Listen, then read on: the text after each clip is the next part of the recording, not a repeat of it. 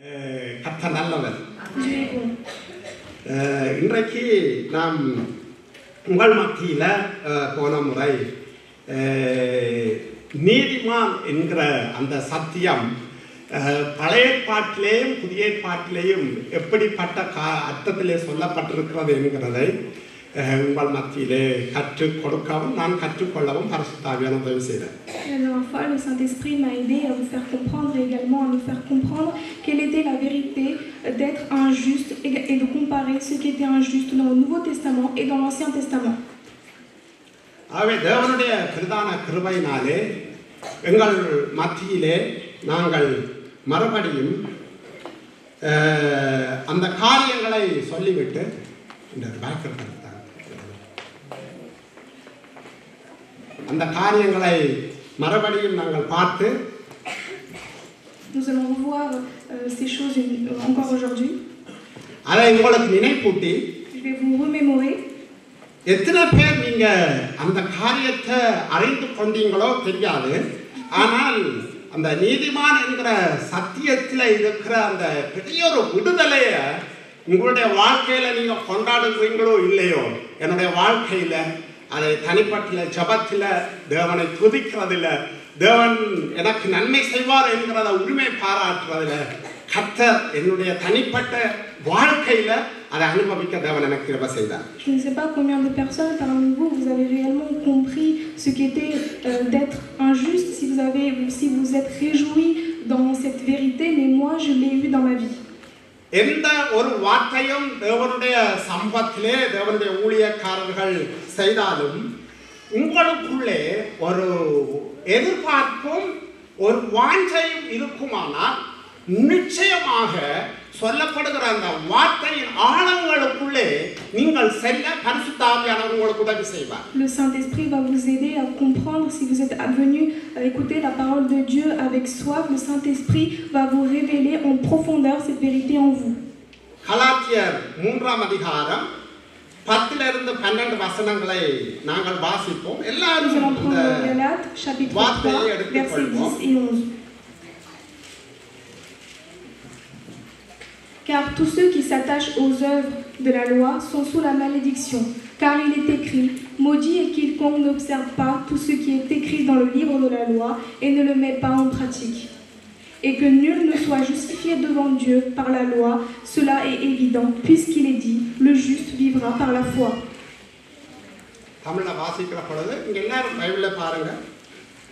நியாயப்பிரமாணத்தின் கிரியைக்காரராகிய யாவரும் சாபத்திற்குட்பட்டிருக்கிறார்கள். நியாயப்பிரமாண புஸ்தகத்தில் எழுதப்பட்டவைகளை எல்லாம் செய்யத்தக்கதாக அவைகளில் நிலைத்திராதவன் எவனோ அவன் சபிக்கப்பட்டவன் என்று எழுதியிருக்கிறது. நியாயப்பிரமாணத்தினாலே ஒருவனும் தேவனிடத்தில் நீதிமானாகிறதில்லை என்பது வெளியரங்கமாயிருக்கிறது. ஏனெனில் விசுவாசத்தினாலே நீதிமான் பிழைப்பான் என்று எழுதியிருக்கிறது. நியாயப்பிரமாணமோ விசுவாசத்திற்குரியதல்ல, அவைகளை செய்கிற மனுஷனே அவைகளால் பிழைப்பான். இந்த வார்த்தைகளை நீங்க கவனிக்கணும். Vous devez être attentif à ces paroles. நீங்க ஒவ்வொருத்தரும் உங்களுடைய வேதத்தை திறந்து பார்க்கணும் என்று நான் வேண்டிக் கொள்றேன். Et j'aimerais que vous ouvrez votre Bible et que vous regardiez ces paroles. உங்களுக்கு ஞாபகம் இருக்கும், போன முறை பாஸ்டர்கள் சொன்னது போல அந்த வார்த்தையை வாசிக்கிற பொழுது அந்த தேவனுடைய வல்லமை என்ன செய்யும்னு சொன்னா அந்த வார்த்தையில் இருக்கிற அந்த விடுதலையை பெற்றுக்கொள்ள உதவி செய்யும். La dernière fois, le pasteur a bien expliqué que lorsque vous ouvrez la parole de Dieu et que vous lisez cette parole, vous allez ressentir la puissance de ces paroles en vous. நான் உங்களுக்கு சொன்னபடி நியாயப்பிரமாணத்தின் கிரியைக்காரராகிய யாவரும் சாபத்துக்குட்பட்டு இருக்கிறார்கள். நியாயப்பிரமாண புத்தகத்தில் எழுதப்பட்டவைகளை எல்லாம் செய்யத்தக்கதாக அவைகளில் நிலைத்திராதவன் எவனோ அவன் சபிக்கப்பட்டவன் என்று எழுதியிருக்கிறது. La parole de Dieu nous dit clairement, car tous ceux qui s'attachent aux œuvres de la loi sont sous la malédiction, car il est écrit, maudit est quiconque n'observe pas tout ce qui est écrit dans le livre de la loi et ne le met pas en pratique. நியாயப்பிரமாணத்தினாலே ஒருவனும் தேவனிடத்தில் நீதிமான் ஆகிறதில்லை என்பது வெளியரங்கமாயிருக்கிறது. Et dans le verset 11, nous voyons que nul ne soit justifié devant Dieu par la loi, cela est évident puisqu'il est dit, le juste vivra par la foi. ஏன் வெளியரங்கமாயிருக்கிறது? நியாயப்பிரமாணத்தை ஒருவன் கைக்கொண்டால்தான் அவன் தேவனுடைய பார்வையில் யாரு? நீதிமான். Car il est dit également que c'est celui qui observe la loi de l'Éternel et qui obéit, c'est lui qu'on va appeler le juste.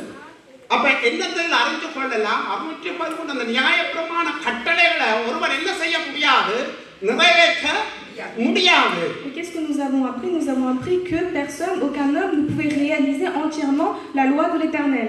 அப்ப இந்த சத்தியத்தை பவுல் பழைய ஏற்பாட்டில வாழ்ந்த அந்த இருந்த அந்த சத்தியத்தை புதிய ஏற்பாட்டில ரட்சிக்கப்பட்டிருக்கிற ஜனங்கள் எப்படி இந்த கலாத்தியர்கள் வழி தப்பி, அதாவது கிருபையினாலே, அதாவது சொல்லப்பட்டிருக்கிற 11வது வசனத்துல விசுவாசத்தினாலே நீதிமான் பிழைப்பான் என்று எழுதியிருக்கிற அந்த வார்த்தை, அதாவது நீங்கள் கிரியை செய்யறதுனால ஒருவனும் நீங்க தேவனிடத்துல என்ன செய்ய முடியாது, நீதிமானாக முடியாது என்கிறத அவர் ஆணித்தரமாய் சொல்லுவதற்காகத்தான், விளங்கிக் கொள்ள வேண்டும் என்கிறதுக்காகத்தான் அவர் நியாய பிரமாணத்தினால ஒருவன் என்ன செய்ய முடியாது, தேவன் எதிர்பார்க்கிற அந்த நீதியை ஒருவன் செய்ய முடியாது என்கிறதை விளங்கப்படுத்துறதுக்காக இவர் இந்த வசனங்களை எழுதுகிறதை நீங்க கலாத்தியர்ல பார்க்கலாம். Nous pouvons voir dans Galates à travers ces versets que Paul explique qu'aucun homme ne peut entièrement réaliser la loi de l'Éternel et que ce n'est pas par les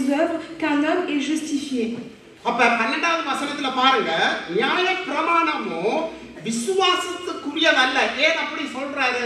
நியாய பிரமாணத்தில் விசுவாசிச்சா அவன் நீதிமான் அல்ல, அதை செய்கிறவனே நீதிமான் என்று எழுதி இருக்கிறது. Dans le verset 3, il y a marqué or la loi ne procède pas à la foi. இன்னொரு இடத்துல அதை செய்கிறவனே பிழைப்பான் என்று சொல்லப்பட்டிருக்கிறது. C'est celui qui va faire la loi qui sera libéré, qui va vivre. ஆகவே நான் பழைய ஏற்பாட்டில் நான் சொன்னேன், நீங்கள் போன முறை அதை குறித்து வடிவை விளங்கப்படுத்தினேன். ஒரு மனிதன் தன்னுடைய வாழ்க்கையில செய்கிற காரியம், அதாவது அவன் நடந்து கொள்கிற காரியத்தை வைத்துத்தான் அவன் நீதிமான் என்று பழைய ஏற்பாட்டிலே சொல்லப்பட்டது. On avait vu dans l'Ancien Testament que la personne qui sera appelée le juste, c'est celui qui va obéir et qui va agir selon la loi de l'Éternel. C'est lui qu'on va appeler le juste. ஆனால் ஏசாயா தீர்க்கதரிசி புத்தகத்துல நான் ஏசாயா எழுதின 60வது அதிகாரத்துல 20-21 வசனத்தை எப்படி புதிய ஏற்பாட்டின் அந்த விசுவாசத்துக்கு நேராக, நீதிக்கு நேராக அவர் தீர்க்கமாக சொன்னார் என்கிறத அந்த வசனத்தை நான் உங்களுக்கு சொன்னேன். நாம் யாவரும் எடுத்துக்கொள்வோம். ஏசாயா தீர்க்கதரிசியின் புத்தகம் 60வது அதிகாரம் 20-21 வாசிக்க கேட்பார். Nous allons tous prendre Ésaïe chapitre 60 versets 20 et 21.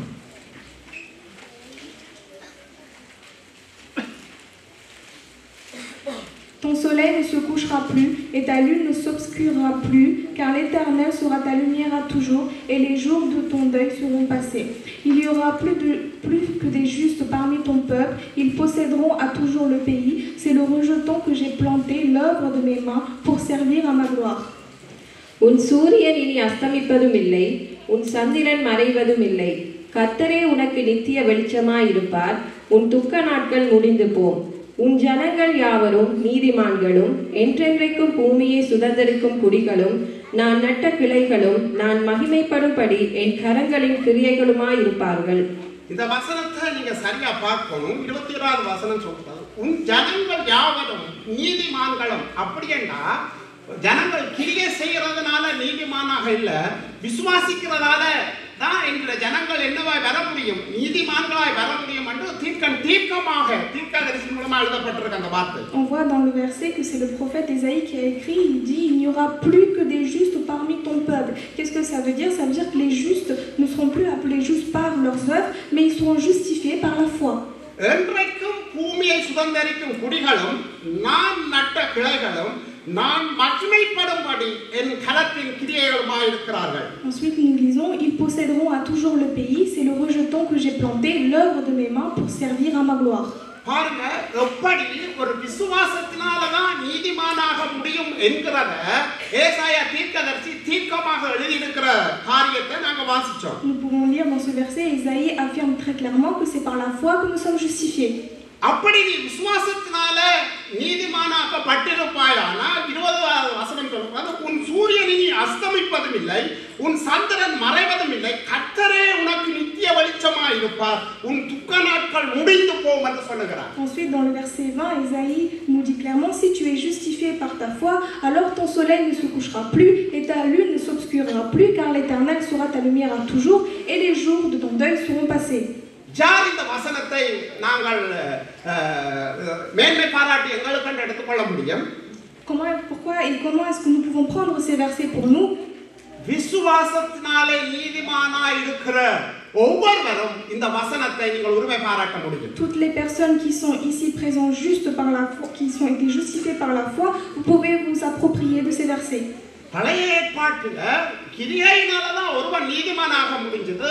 ஆனா புதிய ஏற்பாட்டில் இருக்கிற நானும் நீங்களும் இயேசு கிறிஸ்து செய்த கிரியை விசுவாசிக்கிறதுனால நாங்கள் நீதிமான்களாக அறிவிக்கப்படுகிறோம் என்கிற அந்த பெரிய சத்தியத்தை அறிந்து கொள்ள வேண்டும் என்கிறது தான் பவுலுடைய அன்றைய திருச்சபைகளுக்கு ரட்சிக்கப்பட்டவர்களுக்கு அவர் சொல்லுகிற ஒரு உபதேசமாக இருந்தது. இன்றும் அது நமக்கு அவசியமான தேவையான ஒரு உபதேசமாக இருக்கிறது. Nous voyons dans l'Ancien Testament qu'une personne est justifiée seulement par les œuvres. Mais dans le Nouveau Testament, nous sommes justifiés par l'œuvre que le Seigneur Jésus-Christ a accomplie sur la croix. C'est en cela que nous avons foi et c'est à travers ça que nous sommes justifiés dans le Nouveau Testament et c'est l'enseignement que Paul nous enseigne. கலாத்தியர் 3ஆம் அதிகாரம் 6-7 வசனங்கள் நான் வாசிக்கிறேன். அப்படியே Abraham தேவனை விசுவாசித்தான், அது அவனுக்கு நீதியாக எண்ணப்பட்டது. ஆகையால் விசுவாச மார்க்கத்தார்கள் எவர்களோ அவர்களே ஆபிரகாமின் பிள்ளைகள் என்று அறிவீர்களாக. Nous pouvons lire dans le verset Galates 3:6, comme Abraham crut à Dieu et que cela lui fut imputé à justice. Reconnaissez donc que ce sont ceux qui ont la foi qui sont fils d'Abraham. இந்த வார்த்தைகளை அப்போஸ்தலனாகிய பவுல் கலாத்தியருக்கு சொல்லுகிறது ஒரு நல்ல சூழ்நிலையில, ஒரு சமாதானமான ஒரு சூழ்நிலையில அவர் எழுதவில்லை. Ce n'est pas des paroles que Paul a écrites durant une paix qui était au sein des Galates. ரட்சிக்கப்பட்டு தேவனை இயேசுவை சொந்த ரட்சகராக ஏற்றுக்கொண்டு சபைக்குள்ள வந்தவங்க நியாயப்பிரமாண போதகர்கள் என்ன சொல்லிட்டாங்கன்னா, நீ கிறிஸ்துவை ஏற்றுக்கொள்ளணும், அதோட சேர்த்து நீ என்ன செய்யணும்னா நியாயப்பிரமாணத்தின் கிரியைகளை நிறைவேற்றினாத்தான் நீ ரட்சிக்கப்படுவாய் என்று போதித்தாங்க. அவங்கள பார்த்து ஆக்ரோஷமாய் பவுல் சொன்ன வார்த்தைகள் தான் இந்த கலாத்திய நிருபத்திலே பதிவு செய்யப்பட்டிருக்கிறது. Dans Galates, pourquoi est-ce que Paul parle de ces versets? Parce que les scribes qui étaient présents à l'époque disaient que c'est seulement par les œuvres que tu peux être justifié. C'est pour cela que Paul écrit ces paroles. யூதர்கள் சொன்னார்கள், நாங்கள் ஆபிரகாமின் பிள்ளைகள், ஆபிரகாமின் சந்ததி, எங்களுக்கு தான் தகப்பன் ஆபிரகாம். இன்றைக்கு இந்த உலகத்துல 3 மதங்கள் தங்களுக்கு தான் தகப்பன் ஆபிரகாம் என்று சொல்லுகிறார்கள். ஒன்று ஜூதர், ஒன்று இஸ்லாமியர், ஒன்று கிறிஸ்தவர்கள். Aujourd'hui, nous savons que Abraham, c'est le père de tous les juifs qui sont présents. Et dans ce monde, actuellement, il y a 3 religions qui disent qu'Abraham, c'est leur père. C'est l'islam, le judaïsme et le christianisme. அப்படி சொல்லுகிறவர்களுக்கு எல்லாம் கலாத்தியருக்கு அன்றைக்கே அப்போஸ்தலனாகிய பவுல் ஞானத்தினால நிறைஞ்சு சொல்லிட்டாரு, நீ வேணுமெண்டா சொல்லிக் கொண்டிரு எனக்கு ஆபிரகாம் தகப்பன் என்று. ஆபிரகாம் யாருக்கு தகப்பன் தெரியுமா?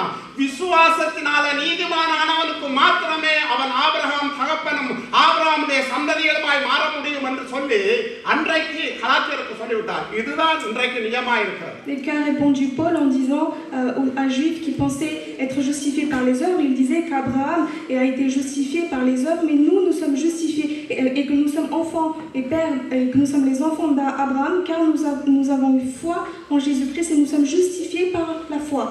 ஏன்னா ஆபிரகாமுடைய நீங்க வாழ்க்கையை பார்க்கலாம். ஆபிரகாமுக்கு தேவன் கொடுத்த ஆசீர்வாதங்கள், உன் சந்ததி வானத்து நட்சத்திரத்தை போல இருக்கும், கடற்கரை மணலை போல பெருகுவார்கள், அவர்கள் இந்த தேசத்தை கானான் தேசத்தை சுதந்தரித்துக் கொள்வார்கள் என்று தேவன் கொடுத்த அத்தனை வாக்கு தத்தங்களையும் அவன் உயிரோடு இருக்கிற பொழுது அவன் கண்ணாலே காணவில்லை. Lorsque le Seigneur a fait des promesses à Abraham en disant « Je bénirai ton peuple et je multiplierai ton peuple comme les étoiles du ciel ou comme le sable que tu vois », ces bénédictions, Abraham ne les a pas vues. ஆகவே நீங்கள் எபிரேயரிலே பார்க்கலாம். எபிரேயர் 11வது அதிகாரத்திலே நீங்கள் பார்க்கலாம். விசுவாச பட்டியலிலே ஆபிரகாமை குறித்து சொல்லப்படுகிறது. தேவனுடைய வாக்கு தூரத்திலே நடைபெறும் என்று அது நடக்கும் என்று விசுவாசித்து அவன் நீதிமானாய் இருக்கிறார் என்று சொல்லி எபிரேயர் 11வது அதிகாரத்திலே விசுவாச வீர பட்டியலை நீங்க பார்க்கலாம். Nous pouvons voir dans Hébreux chapitre 11 que Abraham a eu foi en les paroles de l'Éternel. 8வது வசனத்திலே பார்க்கலாம். விசுவாசத்தினாலே ஆபிரகாம் தான் சுதந்திரமாக புறப்போகிற இடத்துக்கு போகும்படி அழைக்கப்பட்ட போது கீழ்ப்படிந்து தான் போகும் இடம் என்னவென்று அறியாமல் புறப்பட்டு போனான். விசுவாசத்தினாலே அவன் வாக்குத்தத்தம் பண்ணப்பட்ட தேசத்திலே பரதேசியை போய் சஞ்சரித்து அந்த வாக்குத்தத்தத்துக்கு உடன் சுதந்திரராகிய ஈசாக்கோடும் யாக்கோபோடும் கூடாரங்களே குடியிருந்தார். ஏனெனில் தேவன் தாமே கட்டி உண்டாக்கின அஸ்திபாரம் உள்ள நகரத்துக்கு அவன் காத்திருந்தான். ஆகவே அவனுடைய காத்திருப்பு எதை குறிக்கலன்னு சொன்னான், அவன் விசுவாசத்தோடு தனக்கு வாக்கு தந்தவர் அதை நிறைவேற்ற உண்மையுள்ளவராய் இருக்கிறார் என்று விசுவாசித்தார். அந்த விசுவாச தகப்பனுக்கு யாரு சந்ததிகள் என்று சொன்னால், நாங்களும் கிரியையினால் அல்ல விசுவாசத்தினாலே தான் நாங்கள் நீதிமானாக முடியும் என்கிற அந்த விசுவாசத்தை உடைய நீயும் நாங்களுமே என்று சொல்லி கலாத்தியருக்கு பவுல் எழுதுறதை பார்க்கிறோம். Le verset 8, 9 et 10 nous disent que c'est par la foi qu'Abraham, lors de sa vocation, obéit et partit pour un lieu qu'il devait recevoir en héritage et qu'il partit sans savoir où il allait. C'est par la foi qu'il vint s'établir dans la terre promise, comme dans une terre étrangère, habitant sous des tentes, ainsi qu'Isaac et Jacob, les co-héritiers de la même promesse. Car il attendait la cité qui a de solides fondements, celle dont Dieu est l'architecte et le constructeur. ஆகவே நீங்க ஒன்றை உங்களுடைய இருதயங்களில் நீங்க சரியா பகிர்ந்து கொள்ள வேணும். நாம ரட்சிக்கப்பட்டிருக்கிறோம் என்று சொல்லுகிறது என்ன?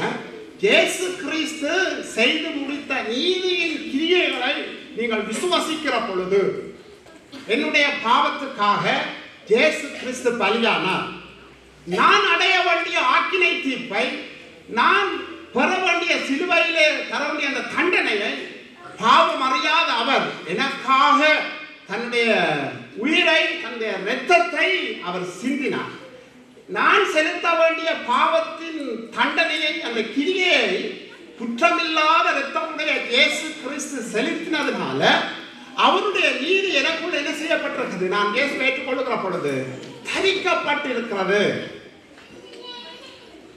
Comme nous devons comprendre à travers ces versets que nous avons foi en le Seigneur Jésus-Christ et nous ne serons pas condamnés. Pourquoi? Parce que le Seigneur Jésus-Christ est mort sur la croix, son sang a été versé pour moi. Aujourd'hui, c'est son sang qui me justifie. நீங்க இத சரியா புரிஞ்சு கொள்ளணும். இன்றைக்கு எத்தனை வருடம் நீங்க திருச்சபையில இருந்தாலும் உங்களுடைய ஆவிக்குரிய வாழ்க்கையில ஏன் ஒரு எழுப்புதல் இல்ல, ஏன் விசுவாச வார்த்தைகள் உங்களுடைய வாயிலே வரவில்லை என்று சொன்னால், நீங்கள் நீதிமான்களாய் மாற்றப்பட்டிருக்கிறீர்கள். அதாவது குற்றமற்றவர்கள் என்கிற ஒரு அறிக்கை உங்களுடைய வாழ்க்கையில நீங்க கிறிஸ்துவை சொந்த இரட்சகராக ஆண்டவராக ஏற்றுக்கொள்ளுகிற பொழுது உண்டாகிறது. அதை நீங்கள் ஒரு மூளை அறிவில ஏற்றுக்கொள்ளுவீர்களா இருந்தால், அதாவது உங்களுடைய வாழ்க்கையில அனுபவமாக்கி கொள்ளாத வரைக்கும் உங்களோட வாழ்க்கையில நீங்க விடுதலையை அனுபவிக்க முடியாது. Vous ne pouvez pas avoir la délivrance dans votre vie tant que vous ne l'avez pas encore vécu réellement. ஏன்னு சொன்னா உங்களுக்கு தெரிஞ்சபடி பழைய ஏற்பாடா இருந்தாலும் சரி, கிறிஸ்தவர்கள் என்று சொல்லுகிறவர்கள் கூட இந்த நாட்களில் ஒருவனை எப்படி நீதிமான் என்று சொல்றோம்? அவன் நல்லா வாழ்ந்தா, இல்லாட்டி அவன் நன்மையான காரியங்கள் செய்தா, இல்லாவிட்டா அவன் கீழ்ப்படிஞ்சு கட்டளை கீழ்ப்படிகிற பொழுதுதான் நாங்கள் என்ன சொல்றோம்? இவன் நீதிமான், இவன் நல்லவன் என்று கிறிஸ்தவர்களே இந்த காலகட்டங்களில் உலகத்தில் கலைக்கிறவங்க போல நாங்கள் கலைக்க பழகிட்டோம். Aujourd'hui, nous avons appris à parler des chrétiens comme étant des personnes bonnes qui font de bonnes choses. Comme les gens qui pensent que les chrétiens sont de bonnes personnes, nous aussi nous pensons que c'est seulement des bonnes personnes.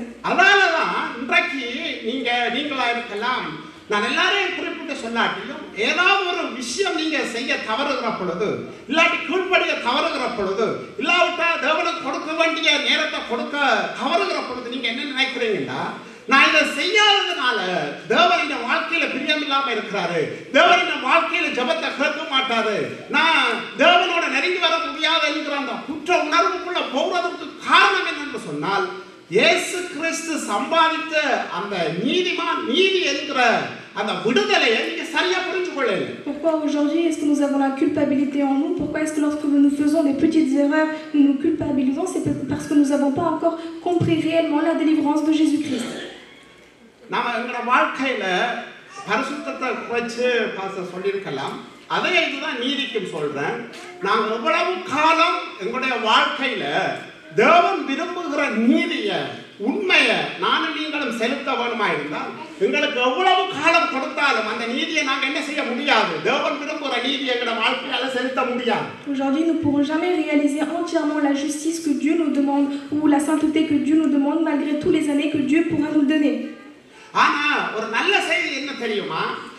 தேவன் எதிர்பார்க்கிற அந்த நீதிய, தேவன் எதிர்பார்க்கிற அந்த பரிசுத்தத்தை எனக்காக உங்களுக்காக இயேசு கிறிஸ்து செய்து முடித்ததுனால அந்த கிரியையில நான் விசுவசிக்கிற பொழுது என்னுடைய வாழ்க்கையில தேவன் எதிர்பார்க்கிற அந்த நீதியை என்னட்டை அவர் பார்க்கிறார். Mais aujourd'hui, la justice et la sanctification que Dieu attend de nous, Jésus-Christ, il a déjà accompli sur la croix. Et lorsque nous avons foi en Jésus-Christ, cette sanctification et cette justice nous l'est déjà attribuée.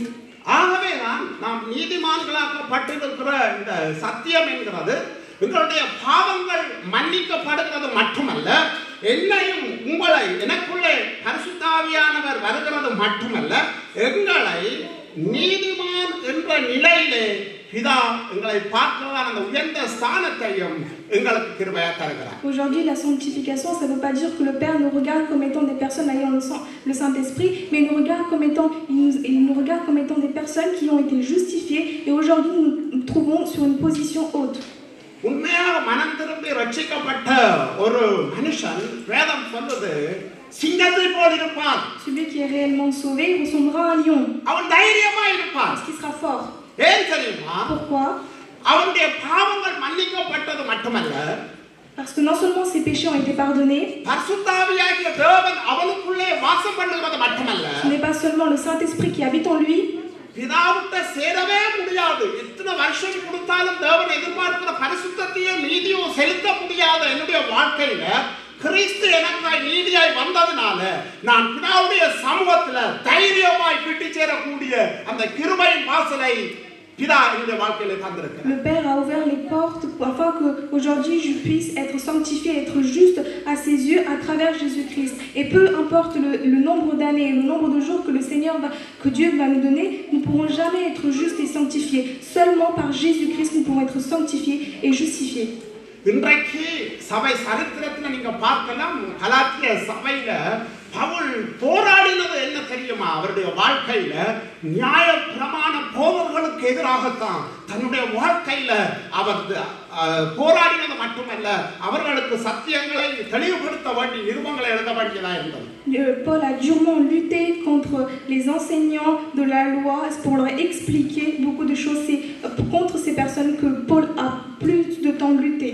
2 கொரிந்தியர் 5ஆம் அதிகாரம் 21வது வசனத்துல Corinth சபைக்கு எழுதினதை நீங்க பார்க்கலாம். 2 கொரிந்தியர் 5ஆம் அதிகாரம் chapitre 5 21வது வசனம் verset 21.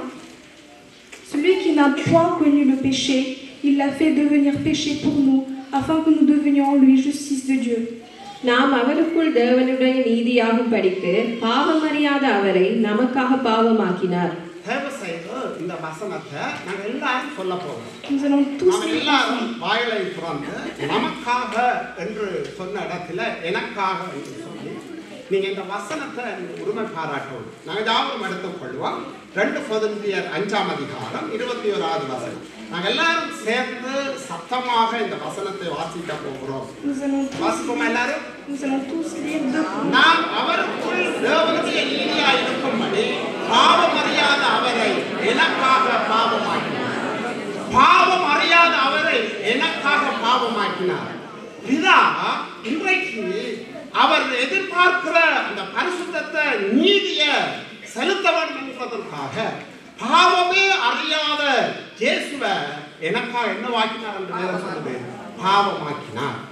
Que dit cette parole? Cette parole nous dit que la justification et la sanctification que le Père attendait de nous, le Jésus-Christ, il l'a accompli. Lui, il est devenu péché pour nous, lui qui n'a pas connu le péché. Le Dieu que nous louons est saint. Il est fidèle. Il haït le péché et il aime les pauvres.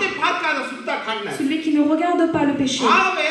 அப்படிப்பட்ட நீதியை எங்களுக்கு எவ்வளவு காலம் கொடுத்தாலும் எத்தனை ஆயுசு நாட்கள் கொடுத்தாலும் நானும் நீங்களும் சம்பாதிக்க முடியாது கவனிய பிள்ளைகளே. Et cette justice, nous ne pourrons jamais obtenir, peu importe le nombre d'années que le Seigneur nous accordera. இந்த கிரியை நடப்பிக்கிறதுக்காக பரலோகமே இறங்கி வந்தது. தன்னுடைய சொந்த குமாரனை, பாவம் அறியாத அவரை எனக்காக உங்களுக்காக அவர் பாவமாக்கினார். இந்த சத்தியத்துக்காகத்தான் இத்தனை நூற்றாண்டுகளும் கிறிஸ்தவத்தில் தேவனை அறிஞ்ச உண்மையை ருசிமாத்தவர்கள் தங்களை ஜீவ பலியாக ஒப்பு கொடுத்தார்கள். C'est pour cette vérité que beaucoup de personnes ont donné leur vie pour que nous puissions obtenir la sanctification et la justification que le Seigneur attendait de nous. Il a fait descendre le paradis sur terre. Il a fait descendre Jésus-Christ, lui qui n'a pas connu le péché, qui est devenu péché pour nous. கிறிஸ்து எனக்கு செய்து முடித்த கிரியை என்னன்னு சொன்னா, தேவன் எதிர்பார்க்கிற நீதியை உடையவர்களாக இருக்கும்படி கிறிஸ்துவே எனக்காக பலியானார். Afin que nous puissions être justifiés et obtenir la justice de Christ, Christ s'est sacrifié pour nous. அதுதான் நான் போன முறை பரிசேயன் ஆயக்காரனுடைய அந்த ஜெபத்தை உங்களுக்கு நான் விளங்கப்படுத்தி காண்பிச்சேன். C'est pour ça que je vous ai expliqué la dernière fois la prière entre le publicain et le pharisien. அவருக்கு எப்படிப்பட்ட ஜெபத்தை பரிசேயன் செய்தார், எப்படிப்பட்ட ஜெபத்தை ஆயக்காரன் செய்தார்? Quel genre de prière a fait le pharisien et quel genre de prière a fait le publicain? உங்களுடைய வாழ்க்கையில நீங்க ஒன்றை அறிந்து கொள்ள வேண்டும். எங்களுடைய கரத்தால, உங்களுடைய சரீரத்தால, எங்களுடைய பொருளால செய்கிற எந்த காரியத்துக்கும் ஈடாக தேவன் சம்பாதித்து தந்த அந்த ரட்சிப்பு இணையாகாது என்கிறத உங்களுடைய இதயத்தில் இருந்து நீங்க சொல்ல பழகணும். Vous devez apprendre à dire du plus profond de votre cœur que le salut que vous avez obtenu, vous ne pourrez jamais l'obtenir avec des objets ou avec vos actions ou vos performances. சபையில நான் செய்கிற எந்த ஊழியமா இருந்தாலும் சரி, கொடுக்கிற காரியமா இருந்தாலும் சரி, எங்களோட வாழ்க்கையால் ஒரு நன்மை மற்றவர்களுக்கு கிடைத்தாலும் சரி, எந்த நன்மையும் எந்த கிரியையும் தேவன் தந்த அந்த ரட்சிப்புக்காக தேவன் செலுத்தின அந்த கிரயத்துக்கு இணையாகாது என்கிறத நீங்க ஒவ்வொருவரும் சொல்ல வேண்டும். Vous devez le dire du plus profond de votre cœur, chacun de vous qui sont présents ici, que peu importe les belles choses que vous réalisez, les belles choses que vous réalisez pour les autres personnes ou les œuvres que vous faites pour Dieu n'est pas comparable au salut qu'il vous a donné.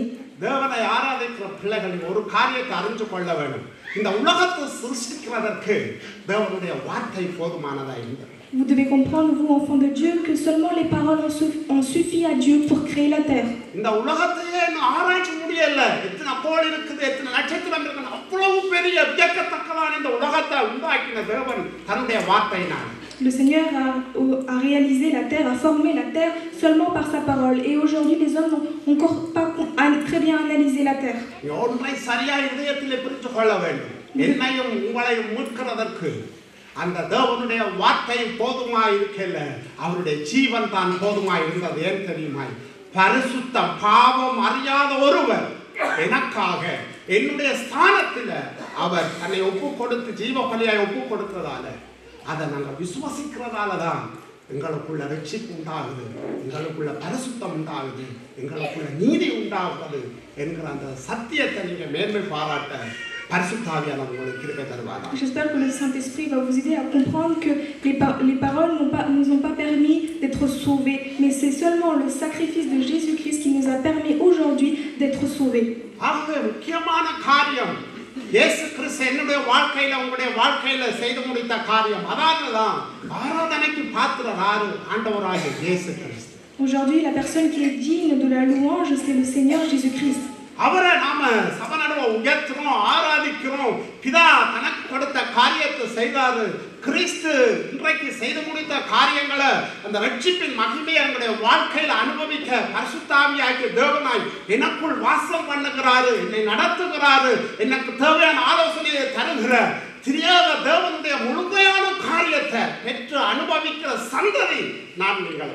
Aujourd'hui, vous et moi, nous sommes une génération qui adore l'Éternel, qui adore Dieu pendant la louange, et nous l'honorons, nous le glorifions, car il a fait de bonnes choses pour nous et qui s'est sacrifié sur la croix pour nous sauver.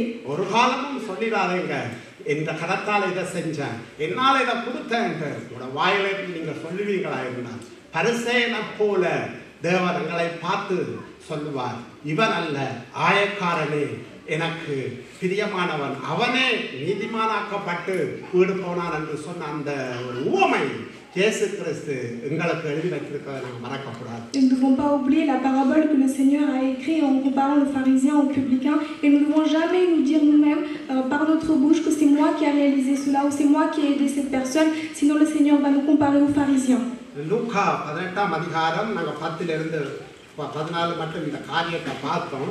இதை நான் கொஞ்சம் வீட்டை போய் பார்த்தேன். இந்த காரியத்தில் ஆயக்காரன் தன்னுடைய வாழ்க்கையில எப்படிப்பட்ட காரியத்தை அவன் செய்கிறான் என்று சொல்லியும், பரிசேயன் தான் செய்ததை அந்த வாயினால சொல்றது மட்டுமில்லை, மற்றவர்களோடு ஒப்பிட்டு கதைக்கிற ஒரு குணாதிசயம் உடையவனாக பரிசேயன் அந்த இடத்துல காணப்படுகிறான். Nous pouvons voir ici et nous pouvons comprendre quelle était la vie du publicain, et nous pouvons également le comparer aux pharisiens, et nous voyons dans la prière des pharisiens que lui, il se comparait par rapport aux autres.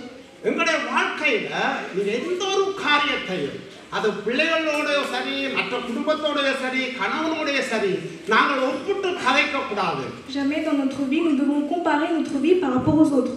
கர்த்தர் அவனுக்கென்று தனிப்பட்ட கிருபையை கொடுத்திருக்கிறார். Le Seigneur a donné pour chacun une grâce. ஆகவே அவனை நடத்துகிறது கர்த்தர்.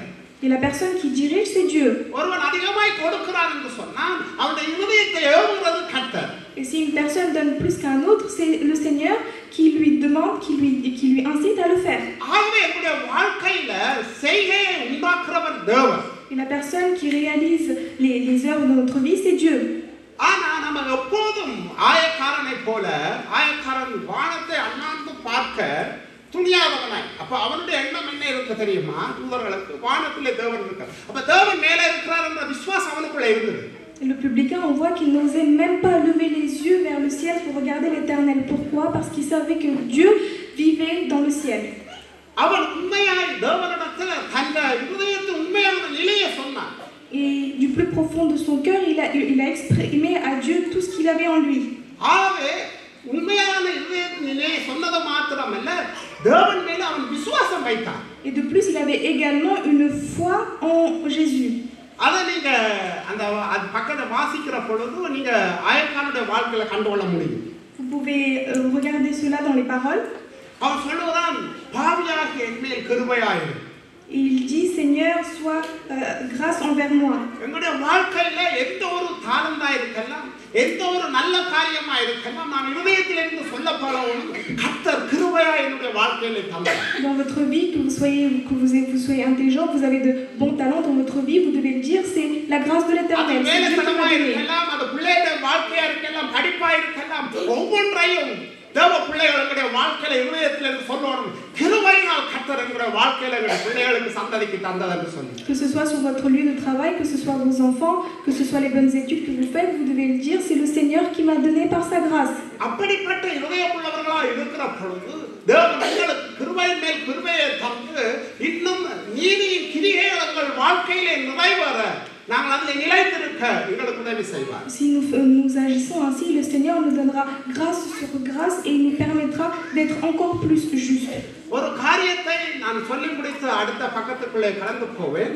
நீதிமானாய் மாறுகிறது நான் உங்களுக்கு சுருக்கமாய் சொன்னேன். இயேசு கிறிஸ்துவை ஏற்றுக்கொள்ளுகிற பொழுது நீங்கள் உங்களுடைய பாவத்துக்காக கிறிஸ்து மரித்தார், என்னுடைய பாவத்தை நான் அறிந்த காரியத்தை அவரிடத்தில் அறிக்கை செய்து விட்டுவிடுவேன் என்று ஒரு தீர்மானம் எடுக்கிற பொழுது, இயேசு சொந்த ரட்சகராக ஏற்றுக்கொள்ளுகிற பொழுது உடனே நடக்கிற காரியம்தான் நாங்கள் ரட்சிக்கப்படுகிறதும், தேவன் எங்களுடைய பாவங்களை மன்னிக்கிறதும், எங்களை நீதிமானாய் பார்க்கிற காரியம். Je vous ai annoncé, je vous ai expliqué la dernière fois comment être juste. Un homme devient juste lorsqu'il accepte du plus profond de son cœur que le Christ est mort pour lui sur la croix et qu'il est ressuscité le 3e jour. Lorsqu'il croit en cet évangile, alors il a été sauvé et à la minute d'après, il devient injuste. ஆனால் சில தீர்மானங்கள் என்னுடைய உங்களுடைய வாழ்க்கையில நாங்கள் எடுக்க வேண்டியவர்களாக இருக்கிறோம். Mais certaines décisions dans notre vie, nous sommes obligés de les prendre. இதுவரைக்கும் நான் அறிந்து மனப்பூர்வமாய் அறியாமல் செய்த பாவங்களை நான் விட்டுவிட்டேன் ஆண்டவரே, எனக்கு இது செய்யாதபடிக்கு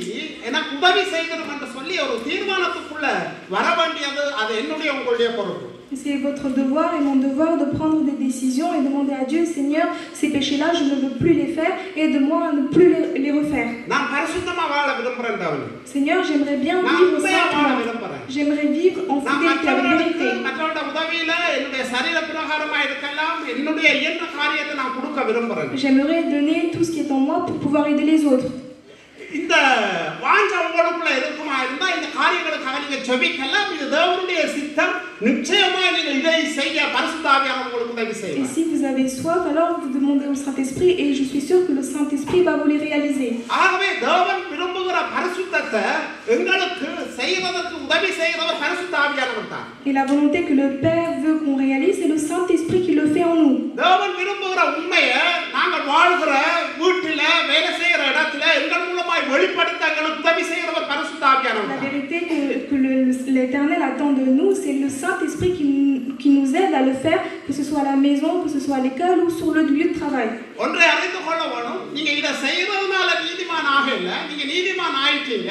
ஆனா நீங்க நீதிமான் ஆயிட நீங்க உங்களோட வாழ்க்கையில இப்படிப்பட்ட காரியங்கள் உங்களை அறியாமலே நீங்க செய்ய ஆரம்பிப்பீங்க. Et lorsque vous agissez ainsi, vous n'êtes pas devenu juste, vous l'étiez déjà juste, mais de jour en jour, vous êtes en train de vous sanctifier. முதல்ல நீங்க செய்யற காரியம் ஒரு காரியத்தை கேட்டா சினத்தோட செய்வீங்க. தேவனுடைய ரட்சிப்பை கண்ட பிள்ளைகள் நான் எப்படி இந்த ரட்சிப்பை புரிஞ்சு கொண்டேன், அத மாதிரி அறியாத ஜனங்கள் புரிஞ்சு கொள்ளவும் என்று நீங்க உங்களை அறியாம நீங்க செய்யற காரியங்கள், அவங்களை சந்திக்கிற காரியங்கள், அவங்களுக்காக ஜெபிக்கிற காரியங்கள், அவங்களுக்காக கொடுக்கிற காரியங்கள் எல்லாம் நீங்கள் விருப்பத்தோடு செய்ய ஆரம்பிப்பீங்க. Les choses que vous ne vouliez pas le faire autrefois, après que vous avez obtenu le salut, vous avez envie de le faire avec plus de joie et d'aider les autres dans le besoin, etc. அதனாலதான் நீங்க வேதத்துல பார்க்கலாம், விருப்பத்தை செய்ய உண்டாக்குறவர் கர்த்தருடைய ஆவியானவர். Et c'est pour ça que nous lisons dans la Bible que celui qui vous donne l'envie de le faire, c'est le Saint-Esprit. அப்ப நாங்க யோசிக்க வேணும், முந்தி இருந்தபடியே எனக்கும் என் பிள்ளைக்கும் என் மனசுக்கும் வந்து சேர்த்து வைக்கணும். இல்லாட்டி கர்த்தர் தருகிறதுல உங்களுக்கு உரியது ஒரு பங்கு இருந்தாலும் தேவனுடைய ராஜ்யத்துக்கு கொடுக்கிறோமா, திக்கிட்ட பிள்ளைகளுக்கு கொடுக்கிறோமா, உதவியில் இருக்கிறவங்களுக்கு கொடுக்கிறோமா என்கிறத எங்களை நாங்க சோதிச்சு பார்க்கணும். Et nous pouvons nous demander à nous-mêmes, est-ce que l'argent que je gagne, est-ce que je la garde seulement pour moi et ma femme, ou est-ce que je le donne aux pauvres, est-ce que je le donne à l'église? ஏன்னு சொன்னா கர்த்தர் தான் எங்களுக்கு பலத்தை தராரு. Pourquoi? C'est parce que c'est l'Éternel qui nous donne la force. நாங்க எந்த கிரியை செய்து ரட்சிப்பை சம்பாதிக்க முடியாது. Nous ne pouvons pas obtenir le salut à travers nos œuvres. அவர் தான் கிருபையை எங்களை ரட்சித்தாரு. C'est lui, par sa grâce, il nous a sauvés. அப்ப அந்த கிருபையின் ரட்சிப்பை மற்றவர்களுக்குள்ள நான் அறிவிக்க வேணுமா இருந்தா என் மூலமாக தான் அதை செய்ய வேணும். ஏன்னு சொன்னா இன்றைக்கு எத்தனையோ கோடி பணம் கொடுத்தாலும் ஒரு மனிதனுடைய பாவ வாழ்க்கையில் விடுதலை என்கிறத இந்த உலகத்தில் எவராலும் கொடுக்க முடியாது. ஆண்டவராகிய இயேசு கிறிஸ்துவின் ரத்தம் மட்டுமே உண்மையான விடுதலை வாழ்வை கொடுக்கும். அதை இந்த வாழ்க்கையில நான் உணர்ந்திருக்கிறேன். எப்படியாவது இருள இருக்கிறவன் அறிய வேணும் என்று ஒரு நீதிமான், அதாவது தேவ நீதியாக நிரப்பப்பட்டிருக்கிறவன் கிரியை செய்கிறவனாய் காணப்படுவான். Celui qui est justifié agira à travers cela et il ira annoncer la parole de l'Éternel à tous les autres. Pourquoi? Parce qu'il sait que peu importe l'argent que tu vas gagner dans ta vie, celle-ci ne sera pas égale, ne sera pas comparable et tu ne peux pas être sauvé à travers l'argent. நான் ஒரு காரியத்தை சொல்லுவேன். எங்களுக்கு மேலே இருக்கிறவங்க சொன்ன காரியத்தை நாங்க சொன்னதால செய்யறோமா இல்லாட்டி மனப்பூர்வமா செய்யறோமா? Est-ce que nous réalisons les choses parce que du plus profond de notre cœur ou parce qu'une personne nous l'a dit de le faire? அப்ப எனக்கு மேலே இருக்கிற ஒரு ஊழியக்காரர் எனக்கு சொல்றார் ஒரு காரியத்தை செய்யுங்கன்னா நான் ஊழியம் செய்யறதுனால செய்யறதா இல்லாட்டி தேவன் மேல் வைத்த அன்பினால செய்யறதா? Quand je fais un ministère et qu'une personne vient me dire de le faire, est-ce que je le fais parce qu'il me demande de le faire ou c'est parce que j'ai mis de l'amour en Dieu? நாம எந்த காரியத்தை செய்தாலும் தேவனுடைய அன்பினால ஒருவன் செய்வானா இருந்தால் அவன் உண்மையாய் தேவனுடைய அந்த ரட்சிப்பின் மேன்மை, தேவனுடைய விடுதலையின் வாழ்வை தன் வாழ்க்கையில் அனுபவிக்கிறதுனாலே மட்டும்தான் மற்றவர்களுக்கு செய்யற காரியம் நான் தேவனுடைய அன்பினாலே செய்கிறேன் என்று சொல்ல முடியும். Toutes les choses que nous faisons, nous devons le faire avec amour de Dieu. நான் எப்பவும் இந்த வாழ்க்கையில ஒரு காரியத்தை பார்ப்பேன். Et je regarde toujours quelque chose dans ma vie. நான் சபையில ஊழியம் செய்யறதா இருந்தாலும் சரி, எந்த காரியமா இருந்தாலும் எனக்கு ஒரு டர்ன் வர மட்டும் நான் எதிர்பார்க்கிறேன். Je n'ai jamais attendu à avoir un tour qui me soit dédié pour pouvoir faire quelque chose. சொன்னா செய்வேன், இல்லாட்டி அப்படித்தான் இருப்பேன். இது அடுத்த கிழமை எனக்கு வர வந்துட்டு நான் எண்ணத்திலேயோ சிந்திக்கிறதும் இல்லை, நான் பார்க்கறதும் இல்லை. Quand on me dit de faire quelque chose, je le fais, mais j'attends pas mon tour pour le faire. நான் ஒன்றை உங்களுக்கு சொல்ல விரும்புகிறேன். எங்களோட வாழ்க்கையில தேவன் எதை செய்ய சொல்லுகிறாரோ அதை செய்வதற்கு எங்களுடைய வாழ்க்கையை ஒப்பு கொடுக்கிறவர்களாய் நாங்கள் மாற வேண்டும். Nous devons être des personnes qui offrent le temps quand le Seigneur nous demande de faire quelque chose. இன்னைக்கு உங்களுக்கு தெரியுமா, இந்த உலகத்துல உண்மையான ஒரு ரட்சிப்புக்காக விடுதலைக்காக இந்த உலகம் பிரசவ வேதனை பட்டுக் கொண்டிருக்கிறது. Est-ce que vous savez qu'aujourd'hui le monde est en train de souffrir et espère d'être sauvé? அதுக்காக பெரிய விலை செலுத்திக் கொண்டிருக்கிறது. பெரிய விலைக்கரையை கொடுத்தாங்க. Et aujourd'hui, il est en train de donner beaucoup de sacrifices. உங்களுக்கு தெரியும் வேற்று மார்க்கத்துல ஒரு ரட்சிப்புக்காக ஒரு விடுதலைக்காக எவ்வளவு கிரயம் செலுத்துகிறார்கள். Et on voit à quel point est-ce que les gens donnent beaucoup d'importance, beaucoup de temps pour être sauvés. ஆனா இலவசமாய் கிருபையினால் இயேசு கிறிஸ்துவின் ரட்சிப்பு இலவசமா பெற்று கொண்டுட்டோம். Aujourd'hui, nous avons obtenu le salut de l'Éternel avec gratuité. கிருபையை பெற்று கொண்டுட்டோம். Si nous avons obtenu la grâce, அல்லேலூயா ஸ்தோத்திரம். nous allons dire Alléluia. ஆனா நாம தேவனை அறிய முதல்ல எவ்வளவோ காரியங்களை விடுதலைக்காக வீணாய் நாம செயல்படுத்தி கொண்டிருந்தோம். Et aujourd'hui, autrefois, nous perdons beaucoup de temps pour faire de vaines choses. சின்ன ஒரு உதாரணம் சொல்றேன். Par exemple, ஒருவன் குடிகாரன் குடியிலிருந்து மனம் திரும்புறான். une personne qui était alcoolique est délivrée. ஒரு சிகரெட் குடிக்கிறான், சிகரெட்ல மனம் திரும்புறான். Une personne qui fumait, maintenant il ne fume plus. ஒருவன் சீட்டாடுறான், அந்த கேம் அதுல விளையாடுறான், அதுல இருந்து மனம் திரும்புறான். Une personne qui était addict aux jeux vidéo a été sauvée. அவன் மனம் திரும்பும் முதல் அவன் செலவழிக்கிற காசு அவனுக்கு பொறுமையா தெரியாது. Et avant qu'il soit sauvé, il ne connaissait pas, il comprenait pas l'argent qu'il dépensait. ஆனா கர்த்தர் கிருபையா அவனை ரட்சித்து அவனோட வாழ்க்கையில பாவத்தை உணர்த்தி அவனை விடுதலையாக்கின பிறகு அவன் மனம் திரும்பின பிறகு அவன் தன்னுடைய வாழ்க்கையில தேவ ராஜ்யத்துக்காக என்ன செய்யறான்? Mais aujourd'hui, lorsque cette personne a été sauvée, qu'est-ce qu'il fait pour le royaume de Dieu? அருமையா ஒரு வசனம் இருக்குது, எனக்கு ஞாபகம் வருது, என்ன எத்தனை வசனம் என்று தெரியாது. களவு செய்கிறவன் அதை விட்டு மனம் திரும்பினவன் இனி கைகளாலே வேலை செய்து மற்றவர்களுக்கு நலமுண்டாகும் போது அதை கொடுக்க கடவானன்னு சொல்லப்பட்டிருக்குது. கொரிந்தியர்லயோ தெரியல. Dans Corinthiens, il est écrit un verset qui disait une personne qui volait autrefois, aujourd'hui il fait beaucoup de bonnes choses pour les autres. ஏன் அப்படி சொல்லப்பட்டிருக்கு? Pourquoi il est inscrit comme உண்மையான ça? மனம் திரும்புதல் என்ன? Quelle est la véritable? நம்முடைய வாழ்க்கையில நாம செய்து கொண்டு வந்ததை விட்டுட்டோம். ஆனா இனி என்ன வேலை செய்ய சொல்லுது?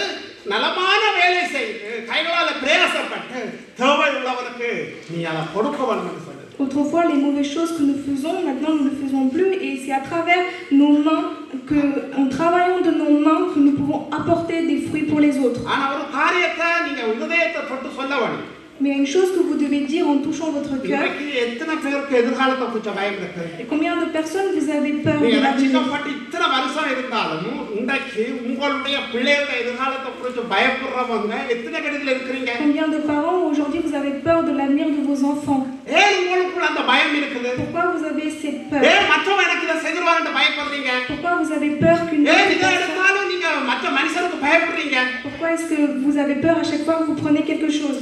ரோமர் 5ஆம் அதிகாரம் Nous allons prendre Romains chapitre 5, 1-2 வசனங்களை வாசிப்போம். versets 1 et 2. உங்களுக்குள்ள எந்த நம்பிக்கை இல்லாம போயிட்டுன்னு பாருங்க. Étant donc justifiés par la foi, nous avons la paix avec Dieu par notre Seigneur Jésus-Christ, à qui nous devons avoir eu par la foi accès à cette grâce dans laquelle nous demeurons fermes et nous nous glorifions dans l'espérance de la gloire de Dieu. இவ்விதமாக நாம் விசுவாசத்தினாலே நீதிமான்களாக்கப்பட்டிருக்கிறபடியால் நம்முடைய கர்த்தராகிய இயேசு கிறிஸ்து மூலமாய் தேவனிடத்தில் சமாதானம் பெற்றிருக்கிறோம். இவ்விதமாக நாம் விசுவாசத்தினாலே நீதிமான்களாக்கப்பட்டிருக்கிறபடியினால் நம்முடைய கர்த்தராகிய இயேசு கிறிஸ்து மூலமாக தேவனிடத்தில் நாம் என்ன பெற்றிருக்கிறோம்? சமாதானம் பெற்றிருக்கிறோம். அப்ப இன்றைக்கு உங்களுடைய வாழ்க்கையில என்னுடைய வாழ்க்கையில நாம தேவனிடத்துல சமாதானமா இருப்போமா இருந்தா அதை நாங்க அனுபவிப்போமா இருந்தா எங்களுக்குள்ள எந்த பெரிய காரியம் இருந்தாலும் நாங்க அதை யார்கிட்ட கொண்டு போவோம்? தேவனிடத்தை கொண்டு போவோம். Étant donc justifiés par la foi, nous avons la paix avec Dieu par notre Seigneur Jésus-Christ. Cela veut dire que peu importe les problèmes, les difficultés que nous rencontrons dans la vie, si nous avons la paix de Dieu, alors nous pouvons tout réaliser. அப்ப உங்களோட வாழ்க்கையில எப்படிப்பட்ட பிரச்சனைகளை சந்தித்தாலும் ஒரு நீதிமான் அதை கண்டு கலங்குறவனா இருக்க மாட்டான். அதற்கு பதிலாக அவன் தன்னுடைய வாழ்க்கையில தேவனை கம்பீரமாய் மகிமைப்படுத்துகிறவனாக தேவன் அவன் மூலமாய் மகிமைப்படுகிறவனாய் இருப்பான். Et un homme qui a été justifié par la foi, même s'il rencontre des problèmes dans sa vie et des difficultés, il sera toujours dans la joie et se réjouira dans la présence de l'Éternel.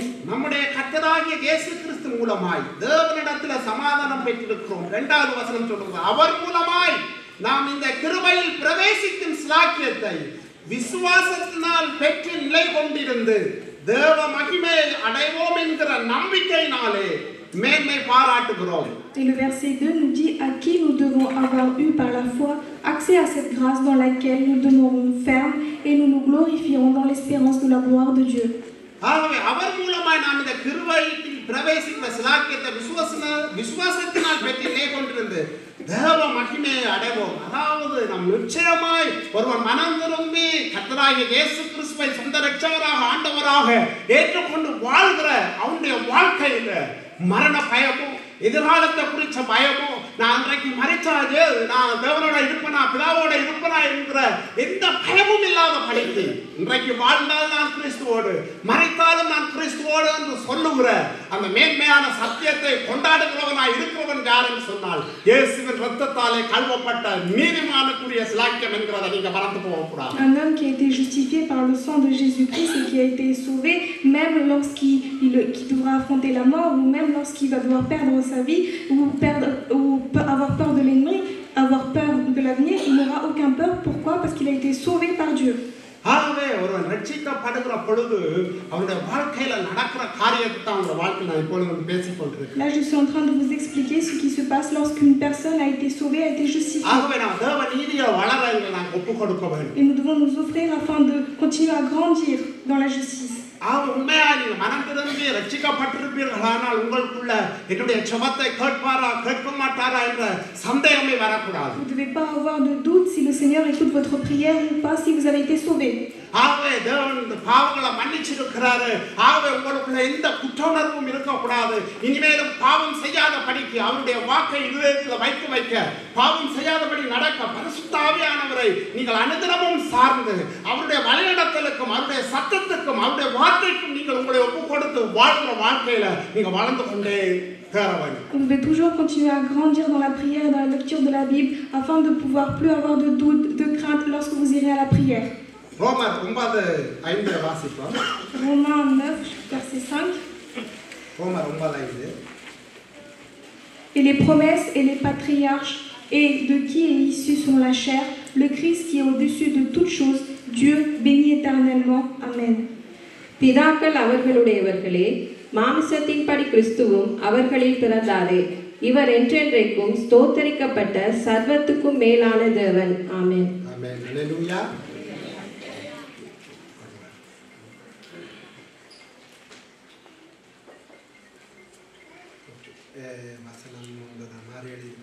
அதாவது அது கடைசி அதாவது நம்ம இயேசு கிறிஸ்துவினால இரத்தத்தினால கழுவப்பட்டிருப்போமா இருந்தால் அந்த நிச்சயமா இருக்குமா இருந்தால் நாம் நிச்சயத்தில் எடுத்துக்கொள்ளப்படுவோம். அதாவது நம்ம ரட்சிக்கப்பட்டிருப்போமா இருந்தால் அதில் கடைசி வெற்றி நாம் நித்தியத்தில் தேவனோட வாழ்வோம் என்கிற அந்த நம்பிக்கை எங்களோட வாழ்க்கையில அது எப்படி அந்த நீதிமன்ற சத்தியம் உறுதிப்பட்டிருக்கும் அதே போல எங்களுக்குள்ள எங்களோட இதயத்தில் அந்த நம்பிக்கை இருக்கு.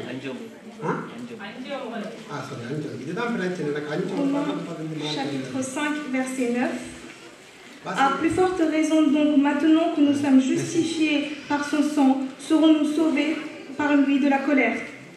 இப்படி நாம் அவருடைய இரத்தத்தினாலே நீதிமான்களாக்கப்பட்டிருக்க கோபாக்கினைக்கு நீங்களாக அவராலே நாம் ரட்சிக்கப்படுவது அதிக நிச்சயமாமே. எல்லாரும் இந்த வசனத்தை வாசிப்போமா? எல்லாரும் வாசிப்போம். 5:9 வாசிப்போம். இப்படி இருக்க நாம் அவருடைய இரத்தத்தினாலே நீதிமான்களாக்கப்பட்டிருக்க கோபாக்கினைக்கு நீங்களாக அவராலே நாம் ரட்சிக்கப்படுவது அதிக நிச்சயமாக. இதன் நியாயத்திற்கு கடைசி நாளில நாம மரிச்சு தேவனுக்கு முன்பாக நிற்கிற பொழுது தேவன் என்னுடைய உங்களுடைய வாழ்க்கையில நாங்க சம்பாதிச்ச பரிசுத்தம் நாங்க செய்கிற நீதி எங்களுடையது அல்ல. நான் கிறிஸ்துவை விசுவாசிச்சதுனால கிறிஸ்துவை நான் ஏற்றுக்கொண்டதுனால கிறிஸ்து எனக்காக அந்த கிரயத்தை செலுத்தினார் அந்த விசுவாசத்துல நாங்க வாழ்ந்து கொண்டு மரிப்போமானால் எங்களோட கடைசி நியாயத்திற்குல சரி உயிரோடு இருக்கிற பொழுது இயேசு கிறிஸ்து வரலாம். இல்லாவிட்டால் நாங்கள் மரித்து இயேசு கிறிஸ்து வருகிற பொழுது எழுந்திருக்கிற பொழுது எங்களுக்கு ஒரு நல்ல தைரியம் இருக்கு. என்ன தெரியுமா? அந்த தைரியம் நாம இயேசுவின் இரத்தத்தால் கழுவப்பட்ட நீதிமான். கரங்களை தட்டி நாம் பரிசுத்த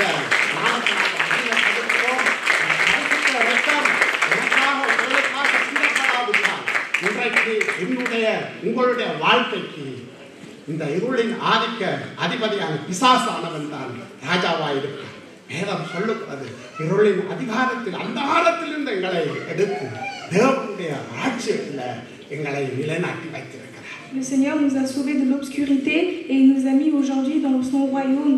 Et si lorsque nous allons aller le jour du jugement dernier, nous nous présenterons devant Dieu, nous pourrons avoir l'assurance que nous avons été sauvés par lui. நீங்க எந்த ஒரு சூழ்நிலை வந்தாலும் உங்களுடைய தனித்துவமா இருக்கலாம், உங்களுடைய போராட்டங்கள் இல்லாட்டி ஒரு பெரிய இக்கட்டான சூழ்நிலையில வர்றீங்களா, நீங்க வாயில திறந்து தேவனை நோக்கி பார்த்து, நான் நீதிமான், உங்களுடைய குமாரனுடைய ரத்தத்தால நான் கழுவப்பட்டிருக்கிறேன், எனக்கு இந்த ஒரு பிரச்சனை இருக்குது, யாவே இந்த காரியத்துல எனக்கு உதவி செய்யும், பரிசுத்த ஆவியான தேவன் எனக்கு உதவி செய்யும் என்று உண்மையான உறவோடு நிச்சயத்தோடு நீங்கள் தேவனை நோக்கி பார்ப்பீர்களா இருந்தால் உங்களோட புத்தி கேட்டாத இடத்துல இருந்து தேவனுடைய கரம் உங்களுடைய வாழ்க்கையில வெளிப்படுறதை நீங்க பார்க்க முடியும். தேவனுடைய நாம மகிமைக்காக உங்களுடைய வாழ்க்கையில தேவன் கிரியை செய்கிறத உங்களுடைய வாழ்க்கையில நீங்க பார்க்க முடியும். எப்போதும் வேதம் சொல்லுகிறபடி சத்தியத்தை அறியுங்கள், சத்தியம்தான் உங்களுடைய வாழ்க்கையில் அந்த விடுதலையை கொண்டு வரும். இன்றைக்கு ஒரு ஞாயிற்றுக்கிழமை வருகிற ஆராதனையிலே சொல்லப்படுகிற ஒரு வார்த்தை அல்ல, சத்தியத்தை நீங்கள் உண்மை பாராட்டி, நான் இப்படிப்பட்டவன், நான் கிறிஸ்துவின் இரத்தத்தினால, பரிசுத்த இரத்தத்தினால, குற்றமில்லாத இரத்தத்தினால, பாவமில்லாத இரத்தத்தினால நான் கழுவப்பட்டிருக்கிறேன். என்னுடைய நீதி அல்ல, என்னுடைய நீதி இயேசுவால் உண்டானது. என்னுடைய பரிசுத்தம் அல்ல, என்னுடைய பரிசுத்தம் இயேசுவால் உண்டானது. என்னுடைய உண்மை அல்ல, என்னுடைய உண்மை பரிசுத்த இயேசுவால் உண்டானது என்கிறத எப்போதும் உங்களுடைய இருதயத்திலே சொல்லுகிறவர்களாய் இருக்க வேண்டும். அதை நீங்கள் உரிமை பாராட்டுகிறவர்களாய் இருக்க வேண்டும். நீங்கள் சொல்ல சொல்ல சொல்ல உங்களோட வாழ்க்கையில சத்துரு கொண்டு வருகிற தீய மனுஷர்கள் கொண்டு வருகிற எல்லா இருளின் ஆதிக்கங்களும் அந்தகாரத்தின் வல்லமைகளும் இயேசு என்கிற நாமத்துக்கும் இயேசுவின் இரத்தத்தையும் கேட்டு அது உங்களோட வாழ்க்கையில நீதிமானாய் இருக்கிற உங்களுக்குள்ள அது கிரியை செய்ய முடியாது என்கிறத தேவ சமூகத்தில் இருந்து நான் தைரியமாய் சொல்லுகிறேன். ஏனென்று சொன்னால் குற்றமில்லாத பரிசுத்த இரத்தம் எனக்காய் சிந்தப்பட்டது. பரலோகம் இன்றைக்கு எதிர்பார்த்த அந்த பெரிய ஒரு விடுதலையை கொடுக்கிறதற்கு பரலோகமே இறங்கி வந்து தன்னுடைய ஜீவனை கொடுத்தார். சொல்லுங்க உங்களோட வாயில, தன்னுடைய ஜீவனை கொடுத்தார். வாயத்திற்கு சொல்லுங்க, தன்னுடைய ஜீவனை கொடுத்தார். நான் ஜீவன் உள்ளவாய் மாறும்படியா தேவன் எனக்கு ஜீவனை கொடுத்தார். இன்றைக்கும் நான் நித்தியமாய் வாழ்வதற்காக. இதுதான் தேவனுடைய பிள்ளைகளுடைய ரகசியம். இந்த ரகசியத்தை பவுல் தன்னுடைய வாழ்க்கையில, தன்னுடைய சபைகளில, கலாத்திய சபையா இருக்கலாம், கொரிந்து சபையா இருக்கலாம், எபேசு சபையா இருக்கலாம், ஆணித்தரமாய் பேசினார். இதுதான் சுவிசேஷம், இதுதான் சுவிசேஷம். நீ கிறிஸ்துவை ஏற்றுக்கொள்ளு, நீ கிறிஸ்துவ ஆண்டவராய் ஏற்றுக்கொள்ளு. நீ செலுத்துகிற நீதி, நீ செலுத்துகிற பரிசுத்தம் அது கிறிஸ்துவினால உண்டாயிருக்க வேண்டும். இது இல்லாமல் நீ வேறு விதமா ஏதாவது ஏற்றுக்கொள்வாயானால் நீ ரட்சிக்கப்பட மாட்டாய். இன்றைக்கு எங்களுடைய வாழ்க்கையில நான் தைரியமாய் சொல்ல முடியும், தைரியமாய் தேவனுடைய சமூகத்தில் என்று சொல்ல முடியும். எத்தனை பேர் இப்படிப்பட்ட ஒரு விசுவாசத்தில் நீங்க அசைக்கப்படாதவர்களா இருக்கிறீர்கள். ஒரு சின்ன பிரச்சனை வருது, நீங்க தேவனை மறந்துடுறீங்க, நீங்க நீதிமான் என்பதை மறந்துடுறீங்க, உங்களை ரட்சிக்கப்பட்ட நிலையை மறந்துடுறீங்க. நீங்க தேவனை நோக்கி பார்க்காத படிக்கு சூழ்நிலைகளை நோக்கி பார்க்கிறீங்க. தேவனுடையவன் எல்லாவற்றையும் தேவன் பார்த்துக் கொள்வார் என்ற விசுவாசத்தில் வளருங்க. எப்படி நீங்கள் வளர்ந்து கொண்டிருக்கிறீர்கள்? அதாவது உங்க வாழ்க்கையில எப்படிப்பட்ட சூழ்நிலையா வரலாம், பிரச்சனையே இல்லை, தேவன் பார்த்துக் கொள்வார். அவர் என்னை அழைத்திருக்கிறார், என்னை தெரிந்து கொண்டிருக்கிறார், என்ற வாழ்க்கை ரட்சித்திருக்கிறார். நிச்சயமாய் தேவனை அறியாமல் எந்த காரியமும் நடக்காது. வாழ்ந்தா நான் கிறிஸ்துவோடு, மறைத்தாலும் கிறிஸ்துவோடு. இந்த விசுவாசத்தில் கட்டப்படுகிறதற்கும் வளர்றதற்கும் நீங்க உங்களை ஒப்புக் கொடுக்க வேண்டும். எங்களுடைய கிரியைகளினால் நாங்கள் எந்த காரியத்தையும் செய்ய முடியாது. எனக்காய் தன்னுடைய ஜீவனை கொடுத்த இயேசுவை நான் விசுவசிக்க வேண்டும். இயேசு என்ற வாழ்க்கையில கிரியை செய்யறதுக்கு நான் இடம் கொடுக்க வேண்டும். அநேகர் தங்களுடைய வாழ்க்கையில இடம் கொடுக்க படியாதனாலதான் தேவ கிரியை அவருடைய வாழ்க்கையில வெளிப்படாதபடிக்கு இருக்கிறது. கர்த்தர் உதவி செய்வாரா? எங்களுடைய அனுபவமும் எங்களுடைய அறிவும் எங்களுடைய வாழ்க்கையில ஒன்றும் செய்யாது. நாங்கள் தேவனை முழு இதயத்தோடு விசுவசித்து நாங்கள் எங்களுடைய வாழ்க்கையில் ஒரு காரியம் தடப்படுதா நீங்க யோசிக்காதீங்க, கவலைப்படாதீங்க. கர்த்தர் சித்தமானவர் அந்த நிலத்தை அதை நிறைவாக்குவார். அவரை உண்மையாய் அவர் செய்வார். அவர் வாக்கு மாறாதவர். அவர் சொன்னதை நிறைவேற்றுகிற தேவன். காத்திருங்க, கர்த்தரை சார்ந்திருங்க, உங்களோட வாழ்க்கையில முழுமையாய் நம்புங்க, வாயினால அறிக்கையிடுங்க. நான் இயேசுவின் ரத்தத்தால கழுவப்பட்டிருக்கிறேன், இயேசு எனக்காக மரிச்சிருக்கிறார், என்னுடைய பாவத்தை சுமந்து தீர்த்திருக்கிறார். ஆகவே நான் அந்த நீதியை என்னுடைய சுயநீதியால பெற்றுக்கொள்ளல, நான் கிறிஸ்துவினால் அந்த நீதியை பெற்றுக்கொண்டேன். ஆகவே அவருடைய நீதி என்மேல் இருக்கிறபடியினால் இந்த உலகத்தில் வருகிற எந்த பிரச்சனையா இருந்தாலும் சரி, போராட்டமாயிருந்தாலும் சரி, எதிர்ப்பாயிருந்தாலும் சரி, எனக்கு நீதி செய்கிறவர் நிச்சயமாய் நீதி செய்ய பார்த்து கொண்டே இருப்பார். ஒரு நாள் எனக்காய் அவர் நீதி செய்கிறவராய் தன்னுடைய நாமத்தை